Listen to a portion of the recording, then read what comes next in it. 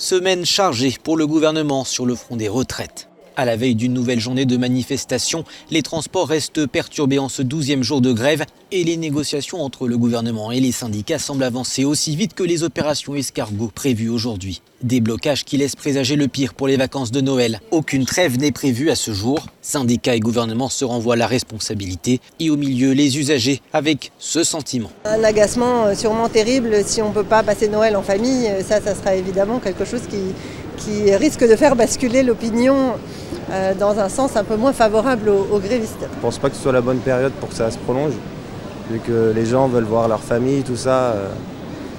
C'est pas la bonne solution pour moi. Et en matière de solution, la SNCF travaille sur un plan bis en cas de prolongation de la grève des cheminots. Les usagers doivent être informés mardi du maintien ou non de leur train pour le week-end prochain, qui marque le début des vacances de Noël. Mais la direction a déjà prévenu que la moitié des voyageurs pourraient rester sur le carreau. Il va donc falloir trouver des alternatives.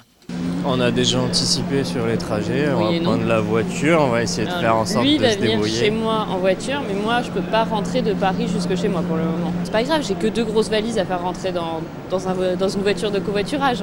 La sortie de crise s'annonce difficile.